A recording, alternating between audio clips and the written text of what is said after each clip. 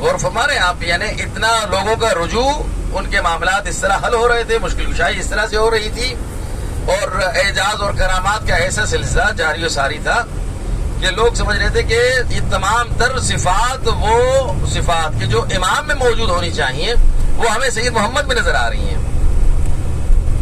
جس ذات میں سید، آپ دیکھیں نا خدا متعال نے کیا فضل و شرف ہے، جس ذات میں اللہ نے امامت کی صفات رکھی ہوں اور لوگوں کو شبہ ہو رہا ہو کہ یہ امام بنیں گے، اس مقام پر فائز ہیں حضرت سید محمد. حضرت سید محمد مدینہ میں ہے، امام علیہ السلام سامرہ میں ہے.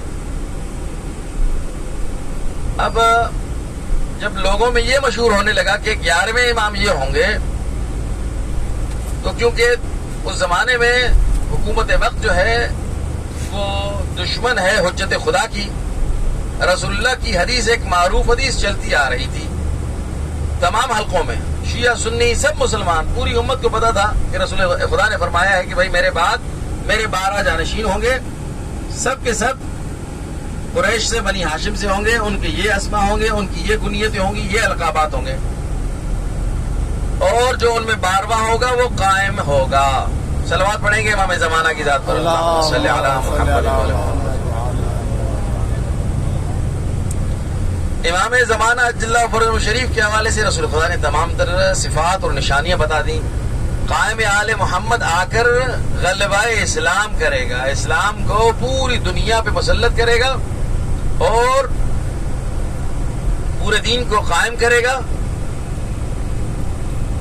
اور جو بھی ظلم اور بربریت دنیا میں پھیل چکی ہوگی اس کو ختم کر دے گا. دنیا کو عدل و انصاف سے اس طرح بھر دے گا جس طرح وہ ظلم سے بھر چکی ہوگی.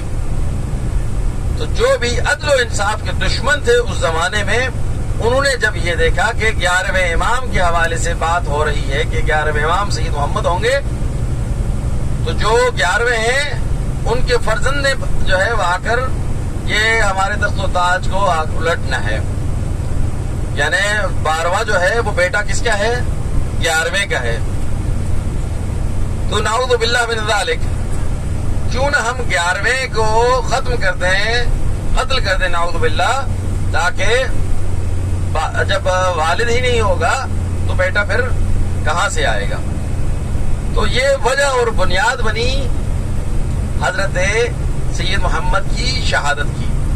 دیکھیں خداوند متعال نے کس طرح سے اپنے نور کو محفوظ رکھا ہے، جو حجت خدا جو آخری حجت ہے اس کی خداوند متعال کس طرح حفاظت فرما رہا ہے، اور ائمہ اہل بیت السلام نے کس طرح سے کتنی بڑی بڑی قربانیاں دے کر خداوند متعال کی امانتوں کو محفوظ رکھا ہے.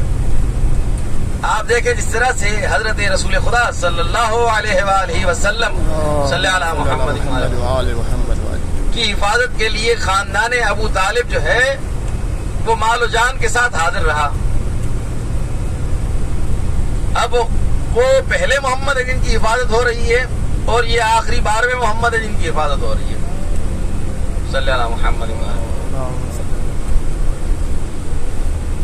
اب اس امام کو کہ جس نے 12ویں نشانی جو ہے آخری حجت کو، اس امانت کو دنیا کے سپرد کرنا ہے، وہ 11ویں امام ہے. اس 11ویں امام کو محفوظ رکھنے کے لیے خدا متعال نے لوگوں کو متوجہ کر دیا سید محمد کی طرف.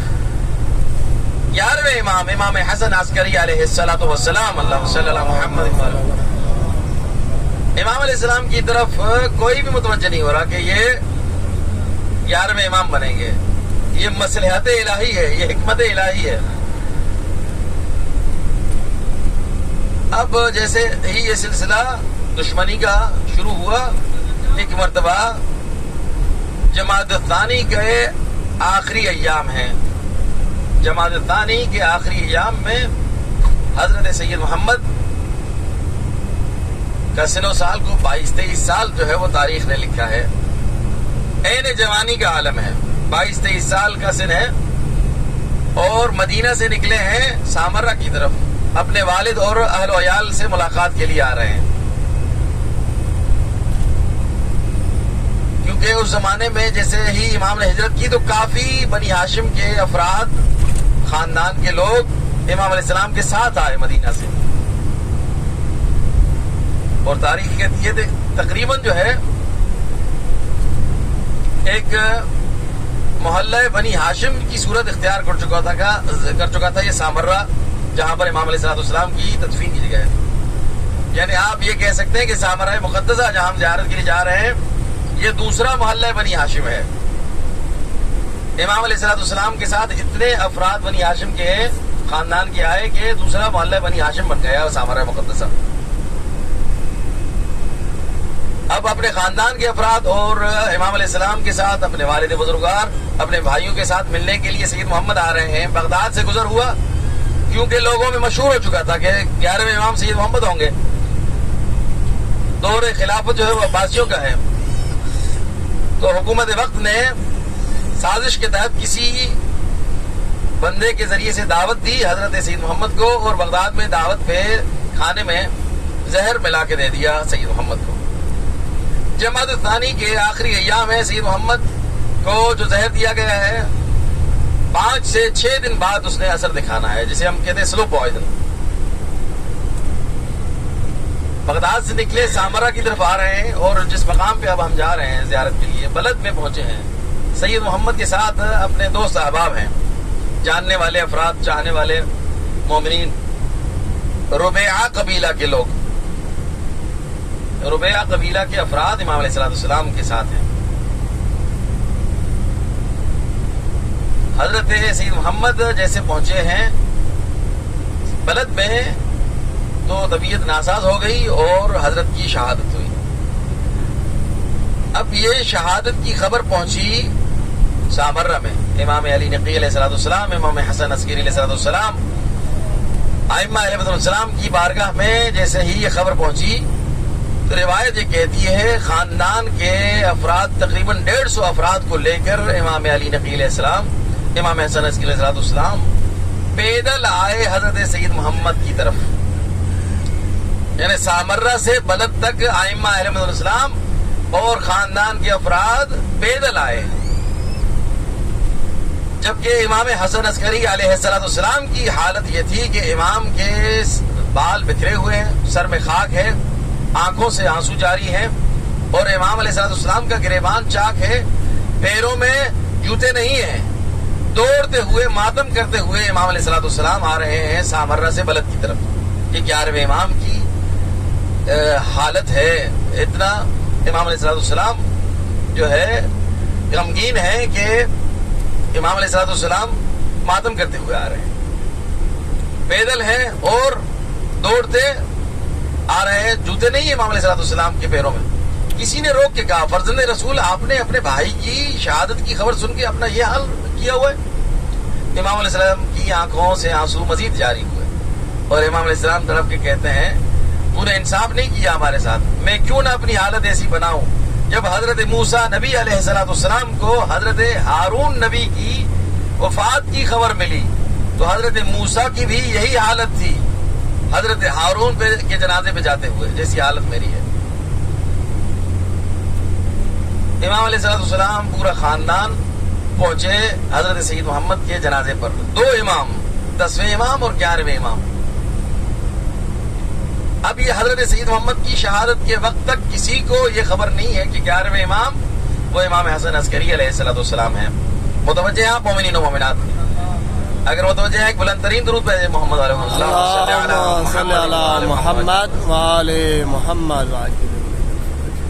تو مومنین جیسے ہی دونوں امام پہنچے تجہیز و تکفین اور غسل کا سلسلہ شروع ہوا. آپ حضرت سید محمد کی عظمت کا اندازہ لگائیں.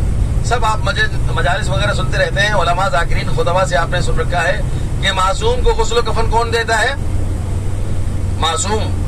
اب یہ آپ یہاں سے حضرت سید محمد کی عصمت کا اندازہ لگائیں کہ کس درجہ عصمت پر فائز ہیں سید محمد کہ 2 امام جو ہے وہ غسل و کفن دے رہے ہیں. قبر میں اتارنے کے لیے بھی 2 امام ہیں. اور جب تدفین ہو گئی روایت یہ کہتی ہے کہ تاریخ اہل بیت علیہ السلام میں پہلی شہادت یا ہم جیسے اپنی زبان میں وہاں پر عام طور پہ کہتے ہیں کہ پہلی ایسی موت کہ جس پر ہم جو ہے اتنا غم کریں.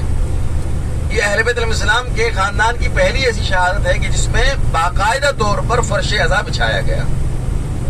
40 دن تک سامرہ میں، جہاں ہم زیارت کے لیے بھی جائیں گے، امام علی علیہ السلام کے گھر پہ فرش عزا بچھا ہوا ہے. 40 روز تک، شہادت کے دن سے لے کر چہلم کے دن تک لوگ روزانہ جوق در جوق آ رہے ہیں اور تعزیت پیش کر رہے ہیں امام علی نقی اور امام حسن عسکری علیہ السلام کی بارگاہ میں. یہ پہلی دفعہ فرش عزا کا اس طرح سے اہتمام کیا گیا. یہ بھی حضرت سید محمد کی عظمت کی طرف اشارہ ہے کہ کتنی باعظمت شخصیت ہے کہ 2 امام جو ہے فرش عزا کا اہتمام کر رہے ہیں اور 40 روز تک. اس کے بعد جو ہے روایت کہتی ہے کہ امام علیہ السلام وہیں پر قبر کے پاس کھڑے ہو کر ربیعہ قبیلہ، جیسے کہ میں نے آپ کو بتایا کہ یہ اس قبیلے کے افراد امام علیہ السلام کے ساتھ ہیں، حضرت سید محمد کے ساتھ ہیں. امام علی علیہ السلام نے ان لوگوں کو مخاطب کر کے کہا کہ اے قبیلہ ربیعہ کے افراد، تمہارا احسان ہے کہ تم نے آخری وقت تک میرے بیٹے کا ساتھ دیا، لیکن اب میں تمہیں حکم دیتا ہوں کہ میرے بیٹے سید محمد جہاں دفن ہے، یہ 40 مربع زمین میری ہے. جہاں حضرت سید محمد دفن ہے یہ امام علی علیہ السلام کی زمین ہے. یہ 40 مربع زمین میری ہے اور اس زمین کو اب میں تمہارے حوالے کرتا ہوں. تم جاؤ اپنی فیملیز کو، اپنے خاندان کے افراد کو، اپنی خواتین کو لے کر آؤ اور یہیں آ کر سعودیہ سے، اس زمانے میں تو حجاز مقدس تھا، حجاز سے اپنے اہل و عیال کو لے کر آؤ اور یہیں آ کر بس جاؤ، یہیں آباد ہو جاؤ. ان قریب میرے بیٹے کی قبر مرجع خلائق خاص و عام ہوگی اور یہاں پر لوگ آئیں گے، ان کی حاجات پوری ہوں گی، ان کی مشکلات حل ہوں گی. اور وہ دن ہے اور آج کا دن ہے اور قیامت تک یہ سلسلہ جاری و ساری رہے گا. جتنے بھی لوگ، یعنی مذہب و ملت کی کوئی قید نہیں ہے. حضرت سید محمد کی جو شخصیت ہے،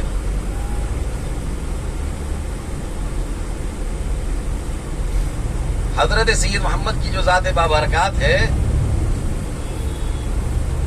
ان کی کرامات کا سلسلہ اور ان کے کرم کا سلسلہ ہر ایک پر یکساں ہے.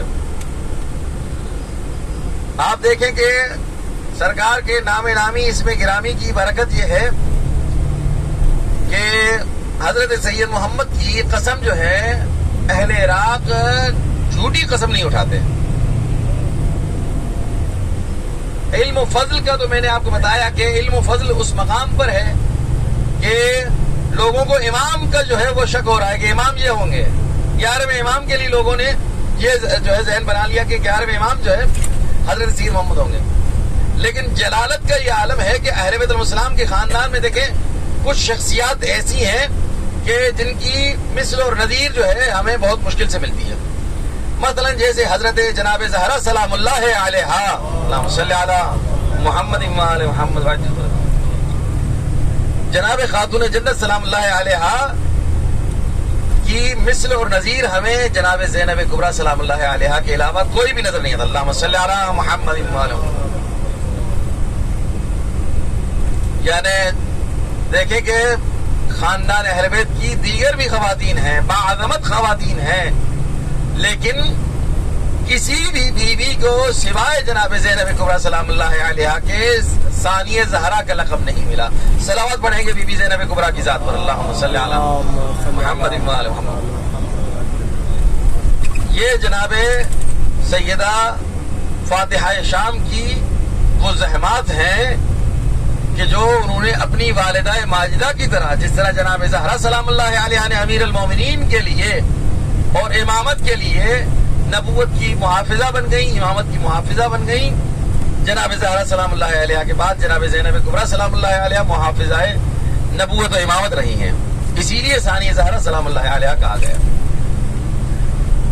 لیکن خاندان اہل بیت میں ایک اور شخصیت کہ جن کو ان کے جلال کی وجہ سے، ان کی ہیبت اور رعب کی وجہ سے لقب ملا ہے، حضرت ابو الفضل عباس علیہ السلام صلی اللہ علیہ محمد. حضرت عباس علیہ السلام کا جب نام آتا تھا اس زمانے میں بھی اور آج تک بھی، تو حضرت کے نام کے ساتھ خود بخود ان کا جلال، ان کا روب، ان کا دبدبا، ان کی ہیبت جو ہے آٹومیٹیکلی ہمارے اذہان میں آ جاتی ہے۔ حضرت ابو الفضل عباس علیہ السلام کے بعد دوسری خاندان اہل بیت کی شخصیت کے جن کو عباس ثانی کہا گیا ہے وہ حضرت سید محمد ہیں۔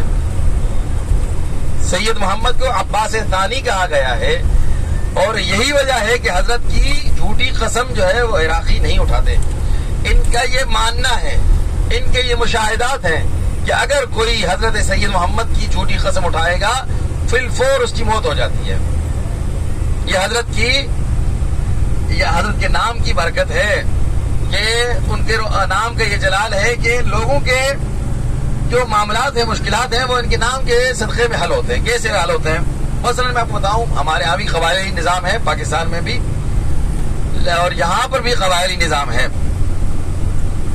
قبیلوں کے آپس میں جھگڑے ہوتے ہیں، ایک قبیلے کا جھگڑا ہو گیا دوسرے قبیلے کے ساتھ، سالوں تک وہ جھگڑے چلتے ہیں، اور یہ جھگڑے بھلے وہ قبیلے آپس میں یعنی مذہبی اعتبار سے کچھ بھی ہوں، مثلا ایک قبیلہ شیعہ ہے تو دوسرا سنی قبیلہ ہے، یا دونوں ہی سنی قبیلے ہیں یا دونوں ہی شیعہ قبیلے ہیں، مذہب اور ملت کا کوئی مسئلہ نہیں ہے۔ جب یہ بیٹھتے ہیں نا صلح صفائی کے لیے، اس وقت دونوں قبیلے اپنے درمیان حضرت سید محمد کا نام نامی اس میں گرامی رکھتے ہیں کہ اب بتائیں معاملے کو جو ہے وہ ختم کرنا ہے، سید محمد کا نام درمیان میں ہے، جو سید محمد کی قسم اٹھائے کہ بھائی ہم نے پہل نہیں کی، بسم اللہ کرے، آگے آئے۔ ہوتا یہ ہے، اچھا ہمارے ہاں جیسے پاکستان میں ہے، لوگ تو قرآن بھی جو ہے وہ اٹھا لیتے ہیں نا، یہاں پر جو کوئی جھوٹا ہوتا ہے وہ آگے بڑھ کے خود آگے بڑھ کے کہتا ہے میں جھوٹا ہوں، ہم نے پہل کی تھی، ہم نے آپ کے قبیلے کے 5 افراد پہلے مارے ہیں، پھر آپ نے جو ہے اس کا بدلہ لیا ہے، ہم آپ کے مجرم ہیں، ہم آپ کے گناہگار ہیں۔ یہ سب جرم اور گناہ کا اعتراف کرنے کے لیے میں تیار ہوں، لیکن سید محمد کی جھوٹی قسم نہیں اٹھا سکتا۔ یہ جلالت کا عالم ہے حضرت سید محمد کا، اور اس طرح سے پھر لوگوں کے وہ مسائل حل ہو جاتے ہیں۔ تو پھر وہ جو ان کے مشیر ہوتے ہیں، فیصلے کرنے والے لوگ ہوتے ہیں، جو سربراہان ہوتے ہیں، وہ کہتے ہیں پھر اب کیا کیا جائے؟ نتیجہ یہ نکلتا ہے کہ سید محمد کے نام پہ اب آپ ہمارے 15 لوگ معاف کر دیں، جو ہم نے آپ نے جو ہے ہمارے قتل کی، ہم معاف کرتے ہیں، آپ ہمارے معاف کرتے ہیں۔ سید محمد کے نام کی برکت سے کئی جو ہے لوگوں کا خون وہ معاف ہو جاتے ہیں، اور پھر دونوں قبیلوں میں صلح ہو جاتی ہے۔ یہ صلح و صفائی کے معاملات، اور اس کے علاوہ دیگر جو چوری کے معاملات ہوں، چور کبھی بھی حضرت سید محمد کی بارگاہ سے چوری نہیں کر سکتا۔ حضرت سید محمد کی نظر جو ہے وہ کوئی کھا نہیں سکتا۔ کس حساب سے نہیں کھا سکتا؟ مثلا آپ نے نظر مانی اور آپ کی نظر پوری ہو گئی اور آپ نے وہ نظر نہیں دی تو آپ کا معاملہ ضرور خراب ہوگا۔ یہ لوگوں کا مشاہدہ ہے۔ آپ نے جو منت مانی ہے، جو نظر مانی ہے، وہ اگر آپ پوری نہیں کر رہے تو آپ کے معاملات خراب ہو جائیں گے۔ اسی طرح سے حضرت سید محمد کی بارگاہ میں آج تک لوگوں کا، زائرین کا آپ دیکھیں گے ایک تانتا بنا رہتا ہے ہر وقت۔ کیوں؟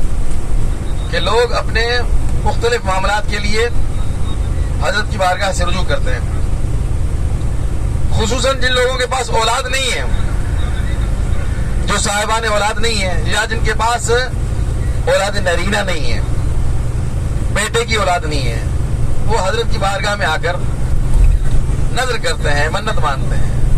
کاروبار کے، نوکری کے مسائل ہیں، یا بچیوں کی شادیوں کے معاملات ہیں، آ کر حضرت سید محمد کی بارگاہ میں نظر مانتے ہیں۔ مالک حضرت سید محمد کے اس میں گرامی کا تجھے واسطہ، ہماری یہ حاجت پوری کر۔ ہم بارگاہ حضرت سید محمد میں جب ہماری نظر پوری ہوگی تو آ کر دمبا یا بکرا ذبح کریں گے۔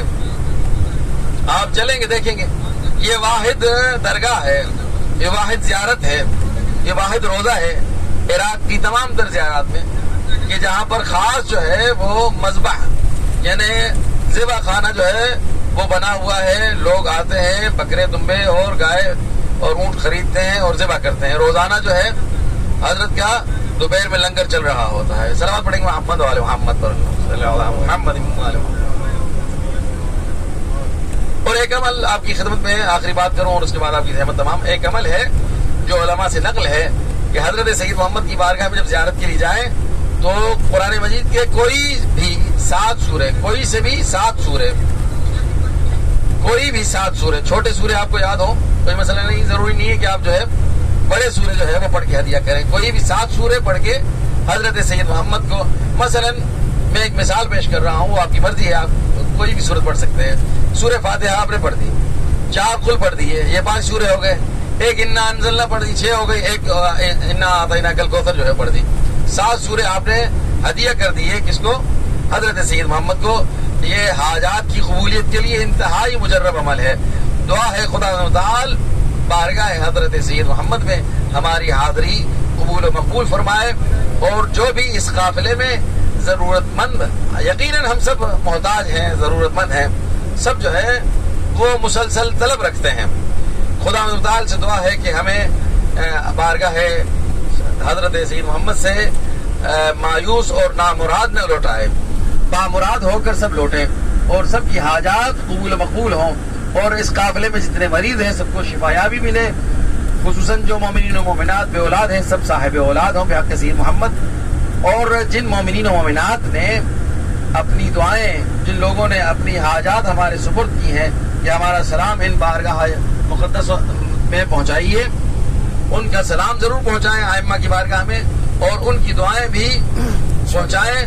دعا ہے خدا تعالی ان تمام مومنین و مومنات کی تمام حاجات قبول و مقبول فرمائے، سب کی پریشانی دور فرمائے. امام زمانہ اللہ فرجم شریف کے ظہور میں تعجیل ہو. ہمیں خدا تعالی امام کے اعوان و انصار میں شمار فرمائے. ربنا تقبل منا انك انت السميع العليم بحق محمد وآله الطاهرين. صلوات محمد وآل محمد. صل على محمد وآل محمد وعجل فرجهم.